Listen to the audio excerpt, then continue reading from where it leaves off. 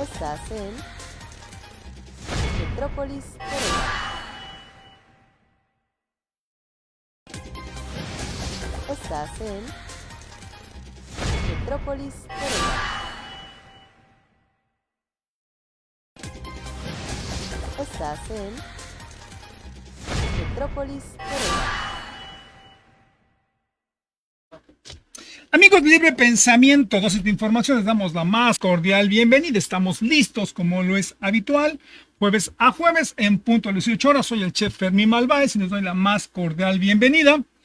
Pues para tener un gran programa, como lo es habitual, tenemos en los controles a Pepe y a Rayito para tener un gran programa. Y en particular hoy tendremos un programa muy interesante. Estaremos hablando de lo que es el cáncer de mama y repite con nosotros la doctora Marina Velázquez, que es una gran especialista en las cuestiones oncológicas. En un momento más se las voy a presentar para que hagan sus preguntas, sus dudas con respecto a un tema que, a pesar que hacemos mucho énfasis en este tipo de temas, nunca es mínimo la información que se puede manejar, nunca es mínima la información que se puede dar al público. Así que bueno, ahí está, en un momento más la podremos obtener y le pido a producción que se me hace favor de también facilitarme la liga del programa. Pues bueno, amigos, como les he comentado, también muy importante para que se suscriban en las redes sociales. Me pueden encontrar como Libre Pensamiento MX en Facebook, Libre Pensamiento en YouTube, Libre Pensamiento también en Instagram y en TikTok. Y como también lo he hecho en muchas ocasiones, este programa pasa como un podcast a través de Spotify, iHeartRadio y Apple, para que nos puedas ver en la comodidad de donde para ti sea mucho más sencillo, ya sea en tu hogar, ya sea haciendo pues alguna actividad, ya sea ejercicio, o si estás de vacaciones, es mucho más fácil y más sencillo para ti que puedas estar en contacto con todos nosotros. Así que bueno, aquí está la invitación hecha para que sea más fácil para ti, pues que podamos tener esta gran comunicación, tener este gran contacto, que tú eres el más importante. Y también lo hemos comentado y lo hemos dicho, si tú consideras que vale mucho la pena que también vengas aquí al programa, pues te hacemos la más cordial invitación para que tú estés en el programa. ¿Cómo? Ponte en contacto con nosotros. Recuerda, tienes esa experiencia que vale mucho la pena que todos podamos entender y poder tener la idea de lo que haces tú, siendo un gran profesionista, siendo un gran técnico, un gran profesionista, siendo un gran artesano. Pues ven aquí, están las puertas abiertas de libre pensamiento para que vengas al programa, y créeme que va a ser maravilloso el poderte tener y que podamos compartir esas grandes habilidades que, bueno, por lo regular siempre son muy importantes. Aquí, bueno, pues creo que será muy importante. También otro mensaje que les quiero comentar es que, bueno, tenemos la rodada que hacemos todos los viernes a través de los grupos de ciclistas Jaguares. Ya saben, salimos en punto a las 9 horas, donde en la Alameda, enfrente del Gómez Morín, en esta explanada que hay tan amplia, tan grande. Ahí podemos tener este contacto para ti que tienes esta duda de cómo poder andar en la ciudad a través de las ciclovías. Claro está, que las sepas usar, sepas de ciertas técnicas del ciclismo. ¿Cómo lo podemos hacer? Mediante el grupo de ciclistas de Jaguares. Así que, bueno, pues tenemos todo perfecto, todo listo. Así que para que tú sepas, recuérdalo, salimos en punto de las 9 de la noche, llega 8:40, 8:45, nos reunimos ahí en la Alameda para que salgamos con el grupo profesional de ciclistas Jaguares. Así que ahí está hecha la invitación. Y con respecto a la receta que vamos a manejar el día de hoy, que estamos haciéndolo con varias recetas que tienen que ver con la cuestión de Cuaresma. Tendremos lo que tiene que ver hoy, una ensalada de sardina. Quizá a veces la está muy con un gran estereotipo de que la sardina huele mal, sabe mal y no es sabrosa. Yo te voy a decir que es todo lo contrario. Además de los grandes nutrientes que tienen para nosotros, muy adecuada, económica y de un valor, creo que gran valor nutrimental. Así que te va a encantar esa receta. En un momento más la vamos a tener por ahí. Pues bueno, vamos a dar inicio a nuestro programa y me va a dar mucho gusto. De hecho, la vez pasada saludemos y dimos una fuerte explicación del currículum de la doctora Marina Velázquez. Voy a ser muy breve. Ella es médico cirujano. Ella es egresada del Instituto Politécnico Nacional con una especialidad en radiooncología en el siglo XXI.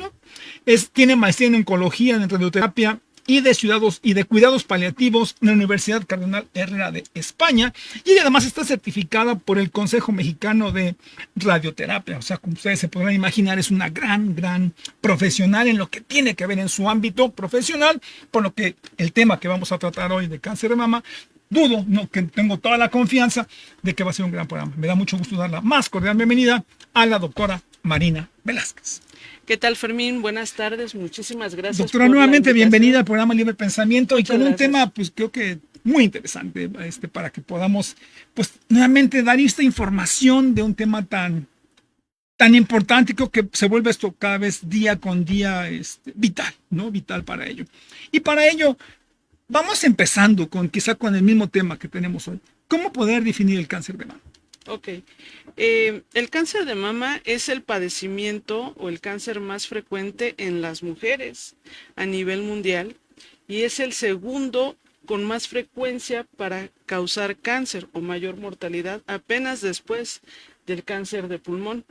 Entonces, el cáncer de mama es una lesión que crece de manera descontrolada dentro de la glándula mamaria, que, bueno, una vez que se detecta y se empieza a estudiar, vamos a encontrar que hay ciertos factores que pueden desencadenar esta enfermedad. En el medio, nosotros, es una lesión tan frecuente, estamos hablando de cerca de 300,000 nuevos casos por año, algo que se le llama un término incidencia, y cerca de 40,000 muertes por año. 40,000 en lo que es en México. En México. Es un promedio. Entonces, si nos damos cuenta, son cifras muy elevadas por este padecimiento. ¿Y quién no? En familia, alguna mujer conocida, vamos a siempre a tener contacto o a conocer a alguien que tiene este diagnóstico o que padeció. Es muy frecuente. Entonces, de ahí la importancia de conocer esta lesión. Como te decía, la lesión de cáncer de mama es una lesión con un crecimiento descontrolado dentro de la glándula mamaria, que de no ser tratada a tiempo, viene un crecimiento y compromete algunos otros tejidos, algunas otras funciones, y esto va a impactar obviamente en la calidad de vida. Yo tengo una duda. ¿El cáncer de mama se ha incrementado o no había la información hace 30, 40 años atrás? Yo creo que son los dos puntos. Para empezar, quizá no teníamos un acceso tan actual, ¿no?, a las estadísticas, o quizá tener el abordaje, el diagnóstico y subirlo a ciertas plataformas, ¿no? Que no viéramos quizá unas cifras tan francas. Sin embargo, debemos de tener en cuenta que con el aumento de la expectativa de vida, de la esperanza de vida que hay actualmente en la población, no solo en México, sino a nivel mundial, pues viene esa transición epidemiológica. ¿Qué quiere decir eso? Pues que ya no son las causas infecciosas lo que nos va a generar muerte, sino las enfermedades crónico-degenerativas, diabetes, cardiopatías y el cáncer. Entonces, a mayor esperanza de vida, vienen un nuevo estilo de vida, que ahorita vamos a ver que es uno de los factores también tan importantes, y entonces encontramos en la población mayor número que vamos a ir diagnosticando en las mujeres. Ahora, ¿hay factores que lo determinan o realmente nace de algún modo por determinadas circunstancias? Como podemos ver en la siguiente imagen, en la siguiente diapositiva, hay factores que van a desencadenar el cáncer de mama. Es un escenario o un padecimiento multifactorial. Desde un estilo de vida que tiene ciertos detalles que no son sanos, por ejemplo, el sedentarismo, la obesidad, el tabaco, el alcohol, el no comer frutas y verduras, el tomar bebidas edulcorantes, y si a eso también le agregamos cierta herencia en la familia. ¿Cuántas veces no sabemos que hay personas, familiares directos que han padecido alguna lesión de cáncer? La herencia es muy importante. ¿Qué mutación hay en la familia para que desarrollemos el cáncer de mama? No necesariamente que haya cáncer de mama en la familia. Puede ser un gen en común que está alterado y en generaciones anteriores pudo haber generado un cáncer de tiroides, de Ah, endometrio, además, pues, o gástrico. sea, se liga. Exacto, Ah, esa vaya. sola mutación en cierto gen, bueno, ya desencadenó algunos padecimientos en la familia, vienen algunos otros factores que se suman a esta persona, a esta paciente, y a esta persona se va a desarrollar el cáncer de mama. Entonces, es un escenario multifactorial.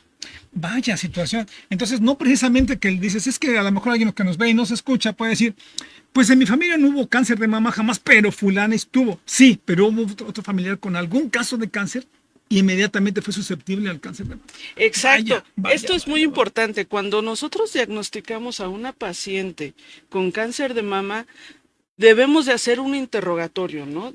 Primero, ¿cuáles son los antecedentes oncológicos que hay en esa familia? ¿Usted ha tenido familiares con cáncer de mama?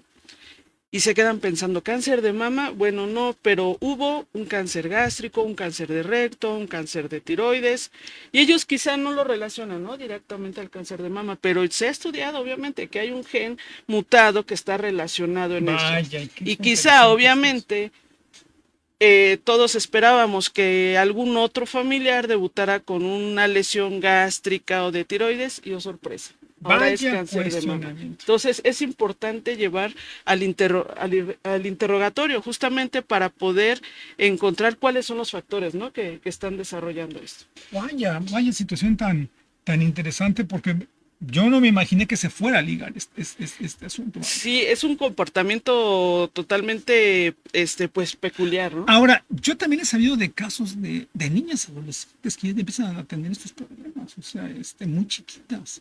Sí. ¿También es una situación normal o es algo que se ha empezado también a generar por las nuevas ciclos de comida o con los descuidos que hemos dicho, ¿no? Claro, hay ciertos factores, por ejemplo, aquellos relacionados al ámbito hormonal. Por ejemplo, que la menstruación sea a una edad muy temprana, menores de 12 años, una menopausia tardía, una mujer que nunca tuvo un embarazo o su primer embarazo fue arriba de los 30 años, son ciertos factores que dan riesgo para desarrollar, ¿no?, esta enfermedad. Y obviamente si tenemos lesiones de mama en familiares directos, la mamá, la hermana, la abuela, o sea, son más directos.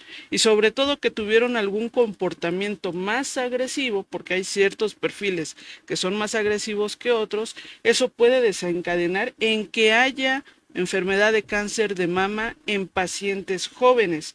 Un punto de corte en la edad para conocer el pronóstico es de 50 años. Cuando una mujer es diagnosticada con cáncer de mama arriba de los 50 años, sabemos que va a expresar un cierto perfil hormonal que nos va a ayudar a dar medicamentos complementarios y esto va a ayudarnos a controlar más la enfermedad. Pero desafortunadamente en mujeres menores de 50 años viene un perfil o un comportamiento más agresivo. Y es ahí justamente donde podemos ver desenlaces más rápidos. Ay, caray. Sí, es totalmente así una cuestión multifactorial, genética, y sobre todo cuando se hace el diagnóstico desde un inicio, pues vemos que hay no nada más el diagnóstico y la etapificación, sino todo el antecedente, el historial oncológico y sobre todo a nivel celular, histológico, molecular, cómo vamos a poder ayudar a este paciente, ¿no? Bueno, y podemos hablar entonces directamente ahora pues de los cuidados que se deben de tener ya directamente, dijéramos, a qué edad tenemos que empezar, las mujeres tienen que empezar a hacer sus revisiones. ¿Ahora se hacen en etapas más tempranas o no hay necesidad de preocuparse tanto hoy en día? Claro que sí. Como podemos ver en la siguiente imagen, nosotros, por ejemplo, vamos primero a detectar cuáles son los factores de riesgo importantes que hay en la familia.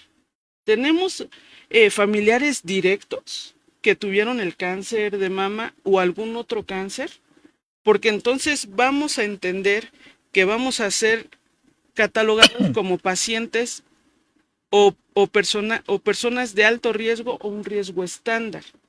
¿Qué quiere decir esto? Una persona con un riesgo estándar, que quizá es una persona que no tiene familiares directos con cáncer de mama, es la mujer que puede iniciar con la autoexploración, y la exploración clínica entre los 20 y 40 años, ¿sí?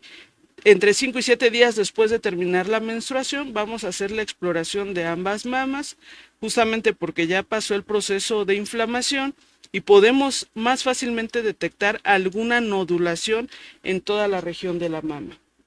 Y en estas mujeres de un riesgo estándar, arriba de los 40 años, entonces ya está indicada la mastografía una vez al año. ¿A partir de qué edad? De los 40 años De los 40. en mujeres con un riesgo estándar.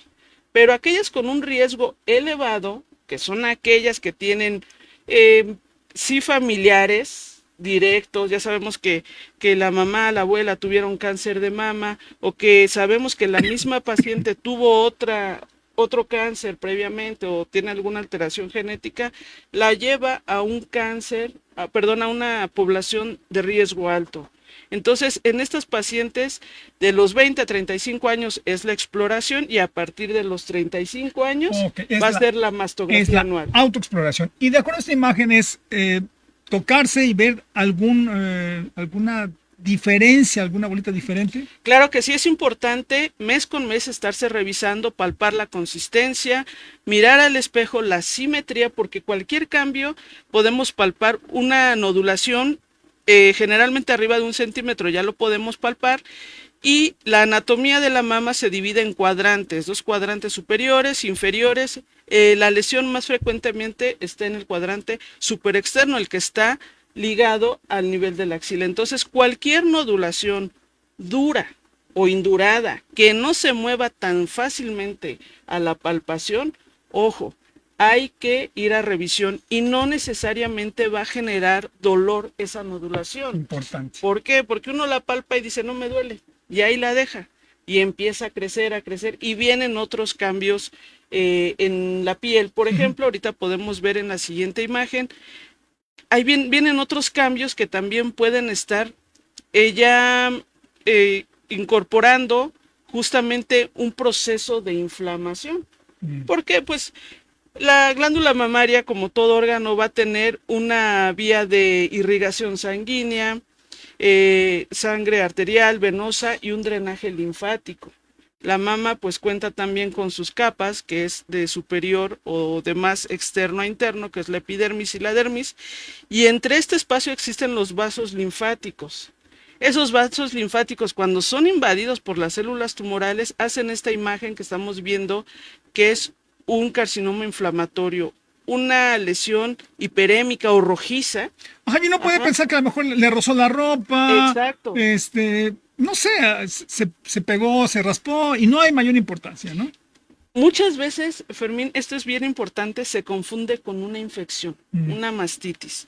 Dicen, es que algo me picó, me lastimé, me golpeé, voy con el médico de primer contacto, empiezan con antibióticos, desinflamatorios y la lesión va aumentando, el color rojizo, que nada más va a ser en una mama, no en las dos, indurado, duro, acartonado, y esa característica de piel de naranja, ¿no? Donde se empiezan a ver los puntitos. Y esta lesión tampoco es dolorosa, no duele nada, entonces no le doy la mayor importancia. Exacto, uno piensa que con antibiótico desinflamatorio va a desaparecer, pero cuando vemos que empieza a aumentar de tamaño, empieza a ser la parte profunda de la mama más indurada, ¿qué pasa? Es cuando ya empieza a llamar la atención. Esta imagen, así como se ve, es de cuidado, y la forma de diagnosticarlo es a través de una prueba que se llama una biopsia. Vaya. ¿Sí? Creo que es muy interesante para ese tipo de comentarios y empezar a saber ese tipo de anomalías que no deben de dejarse. Es que es un granito, no pasa nada. No, con cuidado, hay que tener mucho cuidado. Eso es muy importante. A partir de los 20 años, la autoexploración, porque quizá vamos normalizando ciertos cambios, estilos de vida, que andamos todos acelerados, no nos damos el tiempo de revisarnos, eso es importante. Entonces hay que conocernos, hay que revisarnos frente al espejo, y cualquier cambio hay que estarlo vigilando y acudir al médico. Eso es muy importante, y también que se cae mucho en el error de tener alguna lesión que suponemos que es otra causa, e incluso vamos con algún médico y que también se va por otro diagnóstico y nos está ganando eso. Híjole. Tiempo. Es muy, muy importante. Qué importancia. ¿Sale? Antes de pasar, ¿podemos ver la siguiente imagen? Claro que sí, Pues la podemos ver. Podemos ver la siguiente imagen para que nos comentes en este caso entonces cuál es el siguiente cambio. Miren, Esto es bien importante. Cuando uno va a la mastografía, ya dijimos, generalmente es arriba de los 40 años anualmente, ¿qué es lo que vamos a buscar? Pues esas lesiones justamente que cambien hacen un cambio estructural en el contenido de la mama. Entonces son dos proyecciones, una de arriba hacia abajo, que es cefalocaudal, y una lateral, que es una oblicua. Entonces los médicos expertos en esto, cuando revisan la imagen, se dan cuenta esa imagen como una estrella, una imagen estelar, con ciertos picos en los bordes que no es normal. Cuando ven esto, ellos lo van a interpretar en el reporte con ciertas características. Los oncólogos ya lo vamos a saber interpretar y decimos, a partir de cierto puntaje, ojo, esta imagen no es normal. Vamos a buscar a un experto para poder tomar una biopsia y hacer el abordaje indicado. Hijos, qué bárbaro. Pues amigos, yo creo que esto que estamos escuchando por nuestra querida doctora Marina, la gran especialista, además que también ya está formando y formará parte de programas subsecuentes de vital importancia, porque este tema quisimos darle la importancia y la relevancia que tiene hoy en día. Hemos dicho que la cura del cáncer de mama es la información. La información. Es la información, entonces es muy importante. Y a pesar de que el estudio de mastografía dicen que es muy molesto, ¿no? O sea, no deja de ser molesto, pero es parte de, quizá de batallar un poquito, ¿no? Pero es vida, significa vida finalmente. Totalmente. Siempre hay pacientes que dicen, es que es doloroso, me molesta, quedo con ciertas molestias, punzadas. Ojo, el cuidarse es impactar en el control de la enfermedad, detectar a tiempo y va a ser la diferencia. Escuché que actualmente hay un estudio que no es doloroso, pero es caro. Bueno, hay diferentes estudios. Por ejemplo, la mastografía se puede complementar con el ultrasonido, pero hay algunos estudios aún más finos. Por ejemplo, la resonancia magnética no es ideal, no es de una primera opción, pero se va a aplicar para ciertas características. Por ejemplo, mujeres con un riesgo alto de desarrollar la enfermedad o que su lesión primaria apareció en axila y no en la mama. Un primario oculto, que así lo conocemos. Okay, perfecto. Pues amigos, vamos a la receta para que aprendan cómo poder hacer una ensalada de sardina. Créanme que es deliciosa, exquisita, sencilla, y quitémonos la idea de que la sardina no es rica, no es sabrosa. Créanme que les va a encantar. Así que vamos a la receta y regresamos en un momento. Regresamos. Amigos, bienvenidos a Alegría en tu Paladar. Hoy vamos a preparar una rica y deliciosa ensalada de sardina. ¡Sardina! La sardina huele horrible, sabe mal.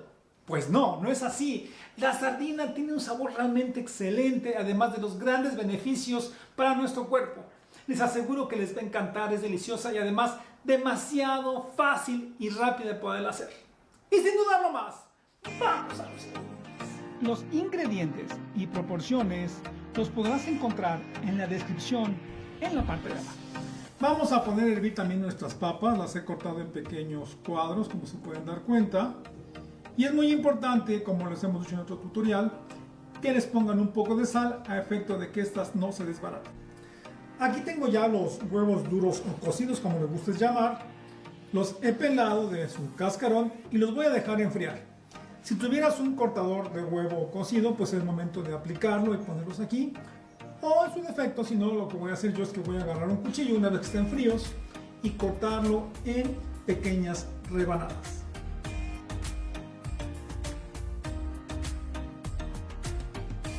De nuestra cebolla solo quiero una pequeña porción fileteada, quiero pequeños pedacitos, no requerimos realmente mucha.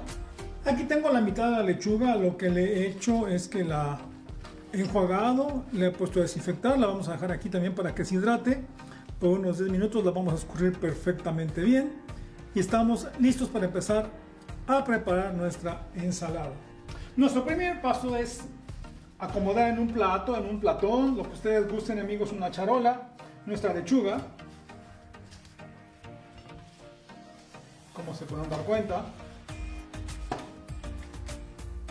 Nada exacto, nada preciso, solo es armar una cama. Yo voy a ocupar en este caso una sardina en salsa de tomate, pero la voy a escurrir al punto que no quiero que tenga el tomate encima, sino solo el sabor. Si ustedes quieren escoger la sardina en aceite, es también muy válido, dependerá.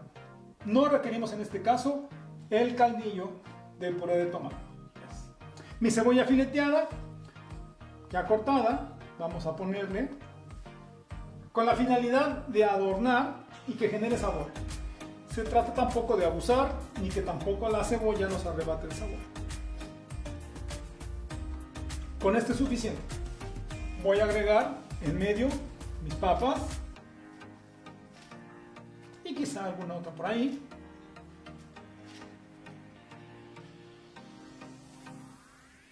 Un poco de sal, no mucha, porque también voy a ocupar la salmuera que viene en las aceitunas, así que les recomiendo no abusar de sal. Nuestro huevo duro o cocido lo vamos a poner arriba de las sardinas, de tal modo que empecemos a generar un adorno y además un gran sabor.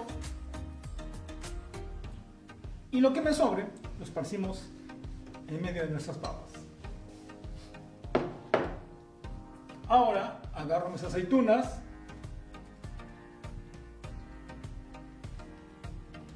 las esparcimos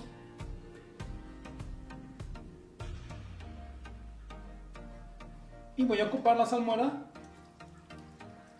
de las aceitunas. Si no les gusta, no lo ocupen.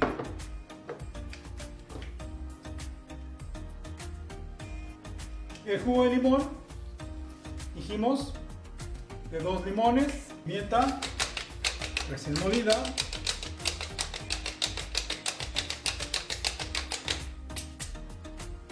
aguacate, amigos,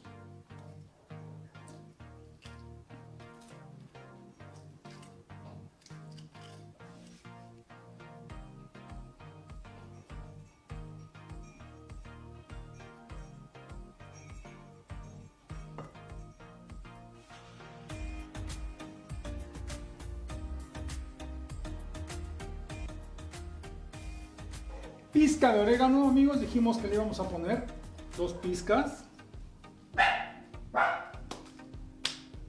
Y terminamos poniéndole generosamente aceite de olivo extra virgen. Y nuestra ensalada está terminada. Amigos, llegamos a la parte culminante cuando vamos a probar nuestro platillo, en este caso la ensalada de sardina, la cual, como les comenté, sumamente excelente. Olvídense del sabor o de un fuerte aroma. Y una recomendación que les quiero hacer platicando con un amigo nutriólogo, me comentó que tanto el atún como la sardina casi son similares en las propiedades que tienen, aunque la sardina tiene más omega 3 que tanta falta le hace a nuestro cuerpo.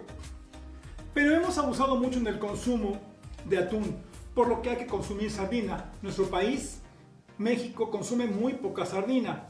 Esa es una excelente opción, exquisita y realmente excelente. Pues vamos a probarla. Aquí tengo mi sardina. ¿Cómo poderla probar? En este caso yo lo voy a hacer con un baguette. Me sirvo aquí un poco de sardina, papas y pues puedo agarrar a lo mejor una lechuga para comérmela adicional. Es una ensalada muy completa, la cual se puede disfrutar de una forma realmente exquisita. Pues vamos a probarla.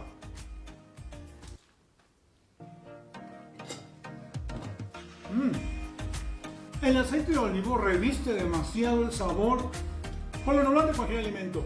En este caso la sardina no es la excepción. Le genera un gran sabor que la hace realmente suculenta.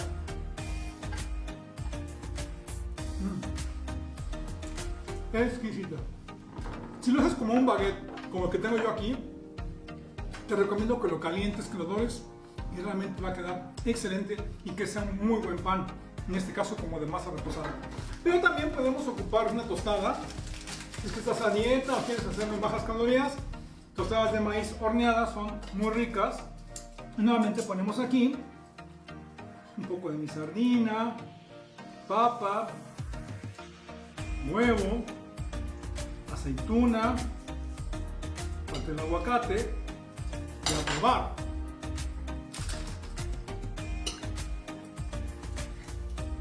Económico y muy abundante. Vean ustedes una lata de sardina, lo que me ha rendido, un aguacate, 3 huevos, medio kilo de papa, unas tiras de cebolla y se acabó. Sal, aceitunas, pimienta, realmente esto es mínimo. La lechuga también agarra un sabor en el olivo, el orégano, todos los ingredientes se combinan. Yo les invito a que esto lo hagan en casa y se den cuenta que la sardina tiene grandes atribuciones alimenticias y exquisitas. Recuerden que la cocina es un amor. No olviden suscribirse a este canal, denle like. Hasta la próxima. ¿Qué tal, amigos? ¿Qué les pareció? Rica, exquisita. Créanme que les aseguro que hay que hacerla en casa. Aquí en producción me dijeron que no les gustó. Créanme que sí. La voy a traer aquí en el programa para que pues, se den cuenta que es realmente un manjar para esta temporada de Cuaresma. Bueno, pues regresemos con el público. Tenemos a José Jaguares, que le mandamos un saludo, a Lilia Sales, a Guadalupe Millán, a los autores que nos están viendo en el programa. Y José Jaguares, doctora, nos pregunta, dice, cuando un pecho se siente como una bola interna del tamaño de una nuez, ¿qué hay que hacer? Ok, ya estamos hablando de una lesión arriba de 1 centímetro, eso ya es muy importante, tenemos que acudir con el médico. Seguramente va a pedir mastografía complementaria con ultrasonido. Se va a encontrar una lesión que ya no es normal, que esté generando algún cambio en la arquitectura anatómica de la glándula mamaria, y lo que sigue es tomar una biopsia, que es una muestra para poder encontrar qué tipo de célula está generando esto y poder llevar a un procedimiento ya de tratamiento, que sería resección de la lesión más otro complemento de tratamiento. Ok, muy interesante. Arturo Sánchez, felicidades, maestro Fermín, un programa excelente, muchas gracias, saludos Arturo Sánchez. Marta Isa Flores, saludos desde la Ciudad de México, a la doctora Marina y al chef Fermín Álvarez, como siempre un gran programa, y para nosotros las mujeres nos ayuda mucho a saber sobre este tema, muchas gracias. Brian Murphy, un saludo al chef Fermín Álvarez y a la doctora Marina, como siempre excelente programa y mucha información, saludos desde Parker, Colorado, muchísimas gracias. Pues doctora, prosigamos, entonces mientras tenemos ya a la gente le hacemos que nos haga hacer saber aquellas dudas que tienen con respecto de este interesante tema. ¿Con qué continuamos entonces? Claro que sí. Como podemos ver en la siguiente imagen, vamos a recordar, cada vez que uno se va a revisar frente al espejo, ya sabemos, la glándula mamaria la vamos a dividir en 4 cuadrantes. El más frecuente donde vamos a encontrar la lesión es en la mama, en el cuadrante superior externo, que está cerca de la axila. Hasta el 50% de las lesiones se van a encontrar en esta región y el 18% de las lesiones en el complejo pezón. Eso es de areola pezón. Eso es importante porque son los dos sitios donde quizá debamos de poner un poquito más de atención al momento de la exploración. Ahorita, hablando de esta lesión que mide 1 centímetro, un poco arriba de 1 centímetro, es el momento para poder acudir al médico e iniciar un protocolo de tratamiento. Lo mejor es encontrar una lesión pequeña donde se pueda resecar la lesión con cierto margen de seguridad que nos deje el borde libre, es decir, sin células tumorales ahí sembradas, y lograr conservar la mama. Eso es una cirugía conservadora de mama, a diferencia de una lesión más grande donde se tiene que retirar la mama completa, que es una mastectomía total o modificada, porque es probable que se tengan que revisar también los ganglios de axila, hacer una disección. En esta imagen, ¿qué podemos ver? Cuando una paciente sale de cirugía, ya sea una cirugía conservadora de mama o una mastectomía, vamos a llevar a cabo otra línea de tratamiento. Quimioterapia, radioterapia, ya hablaremos ahorita de eso, pero es importante que saliendo de cirugía, nuestras pacientes empiecen a hacer sus ejercicios para rehabilitar ese brazo, lograr recuperar su arco de movimiento en ese brazo. Esta es la misma paciente con 1 mes de diferencia. Sí, podemos ver en la primera imagen donde su brazo izquierdo está más bajo. Llega de quirófano a las 2 o 3 semanas y vemos que ese brazo no sube a la altura del brazo del otro lado. Le enseñamos los ejercicios de rehabilitación, la citamos a las 3 semanas y veamos cómo recupera su arco de movimiento. Para nosotros, en el tratamiento de radioterapia, eso, Fermín, es muy importante porque nos ayuda a dar un mejor tratamiento. Híjoles, hablábamos ya de tratamientos. Digo, esto ya fue un poco ya más complejo porque aquí se extirpó la mama. Claro. Pero no hay que temer a eso, ¿no? Me imagino cuando se hace y hay una pequeña lesión, no tenemos ese tipo de riesgos. Antes de que me contestes, tengo por aquí a Guadalupe Millán. Saludos a Chef Fermín y a la doctora Velázquez por este excelente programa. Juan Márquez, felicidades, gracias, saludos, muchísimas gracias hasta la Ciudad de México. ¿Qué tan complejos pueden ser los tratamientos o cómo se llevan a cabo y son dolorosos o cómo se llevan a cabo y cómo se pueden dividir, por llamar de algún modo? Claro. Recordemos rápidamente, todos los tumores se dividen en 4 etapas. En el cáncer de mama se va a dividir en etapas tempranas y etapas avanzadas. Aquellas etapas tempranas son las que podemos llevar con mayor probabilidad a una cirugía conservadora de mama. Te vas a otros tratamientos, pero al final del día vas a conservar esa mama social. Anatómicamente te ves al espejo, pones el escote, el vestido y tienes la simetría. Y eso te da mayor seguridad para reincorporarte a la vida diaria, a la escuela, al trabajo, etc. A diferencia de cuando es una etapa avanzada, se hace una buena cirugía, pero es mayor el volumen de extirpación, la glándula completa en algunos casos, vienen otros tratamientos complementarios y queda una diferencia, ¿sí? Que no se debe de estigmatizar, no nos debe de frenar, no nos tiene por qué detener. Hay algunas formas, algunas prótesis que se pueden colocar, hay algún tipo de ejercicio, rehabilitación, etcétera. Pero obviamente deseamos diagnosticar en etapas tempranas para poder conservar la mama. En los términos oncológicos, primero es la vida, la función y la estética, en ese orden, vida, función y estética. Muy interesante. Ajá. Entonces, obviamente, pues quisiéramos que todo fuera en etapa temprana para poder conservar la mama. Híjoles, y ahora, hablabas, por ejemplo, cuando las mujeres pierden su mama o ambas.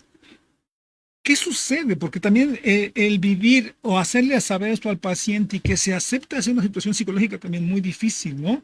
Ahí entra también la parte donde el oncólogo debe ser también parte de psicólogo, ¿no? Y darle esa voluntad de decir, no pasa nada, o sea, la vida es y continúa, es preferible tener vida, en este caso. Exacto. Esto es muy importante.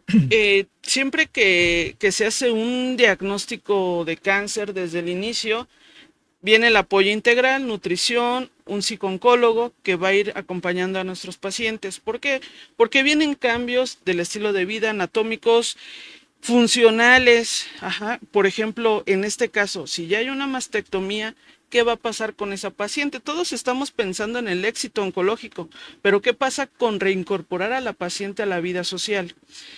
Yo he encontrado, Fermín, en algunos casos hay pacientes que pueden llegar a la colocación de una prótesis inmediata o tardía y eso pues obviamente va a ayudar a una función estética en esa paciente sin sacrificar los controles oncológicos. Pero me he encontrado, Fermín, y es admirable, pacientes que no por algún motivo no llegan a ese tipo de prótesis y sin embargo nada las detiene. O sea, yo he visto sostenes y buscan la forma de rellenar, esa es la palabra, el lado que no tiene ya la mama. ¿Por qué? Primero, por la estética social. Y segundo, porque deben de mantener la simetría o el peso con respecto a la columna vertebral.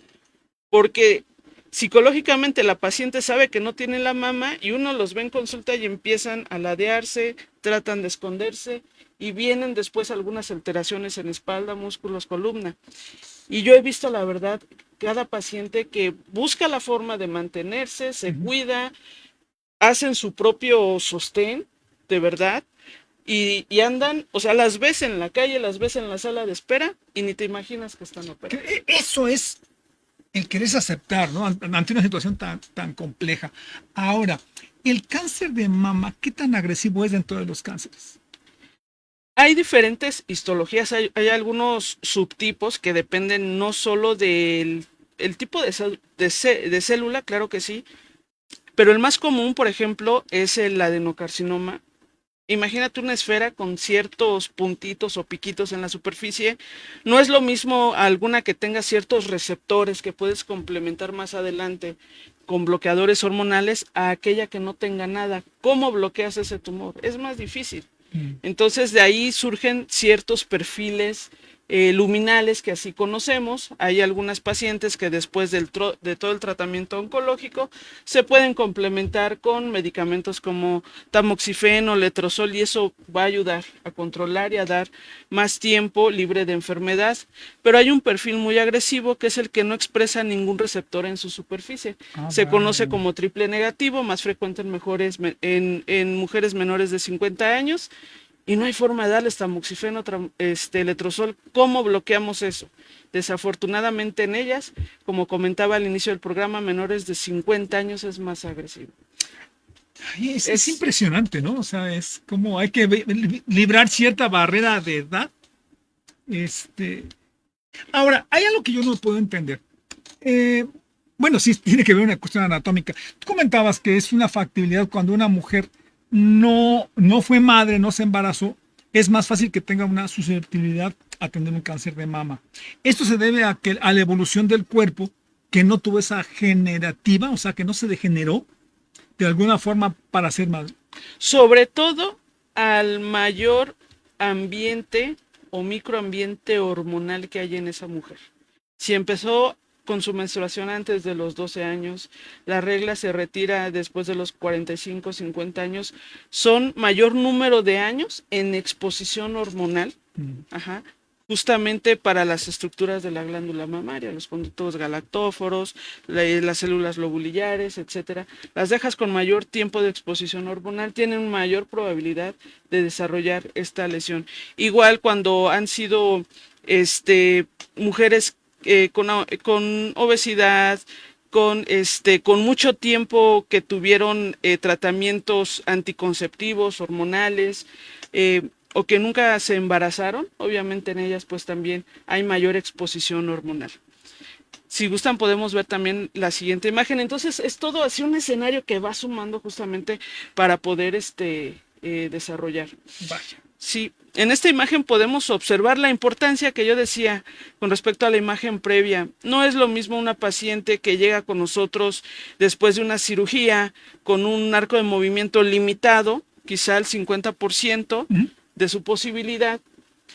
Para nosotros es muy importante la colocación en el tratamiento de radioterapia, porque si es una paciente que se le quitó la mama, hubo una mastectomía, probablemente estamos hablando de que hubo ganglios afectados. ¿Cuáles ganglios? Los de la axila. Entonces la mejor manera es levantar el brazo para poder llegar a esa zona de tratamiento. En el aparato que estamos viendo, ¿esto ya es un aparato de radioterapia? Este es un tomógrafo de simulación. Todo equipo para dar radioterapia, que se llama acelerador lineal, está conectado a su propio tomógrafo. Yo le digo a los pacientes, tiene su tomógrafo gemelo, porque me dicen, doctora, ya traigo mi tomografía que me tomé hace un mes. No sirve. Tenemos que ir al tomógrafo gemelo de tu equipo que te va a dar la radioterapia. Ahí te vamos a acomodar con esta rampa que va a dar cierta angulación, que te va a ayudar a sostener tus brazos arriba. Vas a girar la cara al lado contrario de donde fue la cirugía y ahora sí dejas libre totalmente la superficie que vamos a radiar, ya sea la pared costal o la mama que se pudo conservar, más la axila. Eso es muy importante. Hijo, que vayas cuestionamientos, pues tenemos que aprender a todo el proceso, es un parte del proceso, ¿no? Pero bueno, yo creo que, bueno, es complicado verlo, pero hablábamos, esto es finalmente vida. Exacto. Pero para mí, para evitar ese tipo de situaciones, la prevención es muy importante, ¿no? O sea, digo, ahora por las jovencitas, yo creo que en un momento no se imaginaban que a las 20 años ya tienen que estarse revisando y verse al espejo. Cuando se decía, no pasa nada hasta los 40, no, 20 años hay que estarse revisando constantemente. Yo sí he sabido, tú hablabas en un principio de que de algún modo sabemos de casos, ¿no? O sea, ya no es lejano, familiares o amigos o conocidos. Yo he conocido 2 adolescentes muy pequeñitas que fallecieron por un cáncer de mama. Eso es importante también. Y el cáncer de mama en el varón también es importante. Por cada 100 mujeres diagnosticadas, se diagnostica un hombre. Y quizá en un hombre no sea tan alarmante. O sea, el hombre piensa que encuentra la lesión, o para empezar, un hombre difícilmente se va a autoexplorar mes con mes. ¿No? Va a decir, ¿cuándo? Pero si es un hombre que tiene antecedentes de ciertos tumores en la familia, y generalmente se presenta en un varón que va al gimnasio, empieza con dolor en pectorales y de ahí se empieza a palpar y encuentra la nodulación y dice, ¿qué es esto? Y lo deja pasar, empieza a aumentar de tamaño. Recordamos que es un nódulo que no genera dolor, pero es indurado o es duro, que no se mueve fácilmente, entonces hay que acudir a revisión. En los últimos, bueno, yo en 6 años que llevo de práctica clínica he encontrado 2 casos de cáncer de mama en hombres y uno sospechoso que fue en un hombre de 22 años justamente. 22 años. Logramos quitar la lesión, afortunadamente era benigno, un fibroadenoma, pero ya estábamos ahí todos alertas, ¿no? Entonces, de estos 2 hombres que sí fueron diagnosticados con cáncer de mama, uno la verdad tuvo una evolución bastante agresiva, metástasis a todos los niveles, y fue así como si estuvieras viendo a una mujer. Entonces, aquellos hombres, bueno, también frecuentemente revisarse, sobre todo si saben que en la familia hay algún diagnóstico ahí. Eso es bastante importante. Podemos ver también la siguiente imagen. Hay muchos cuidados que se deben de llevar durante el tratamiento de la radioterapia. Entonces, aquí ya la imagen como tal ya es el acelerador lineal. Nuestro paciente ya se recuesta, lo alineamos, sube los brazos, se coloca en esa rampa y por fin podemos dar el tratamiento. Entonces, este tratamiento dura alrededor de unos 10-12 minutos. Esa lámpara grande que se observa es el cabezal por donde se da la radiación. Aquí ya estamos en la radiación. Exacto, este ya es el acelerador lineal. Y ese cabezal o lámpara es el que da un giro completo alrededor del paciente. Entonces, como yo le digo a los pacientes, pues van a ser entre 15, 16 o hasta 25 sesiones de radioterapia. Y los cuidados no son difíciles para la piel. En este caso siempre pedimos llegar con la piel limpia y seca, porque la radiación no se lleva con aceites, pomadas, cremas, desodorantes, maquillaje, siempre piel limpia y seca. Y llegando a casa ya podemos poner alguna crema con alguna función desinflamatoria. Y este caso, por ejemplo, ¿tiene algún tratamiento especial porque es doloroso, no duele, se aplica otro medicamento para evitar el dolor? No lo sé.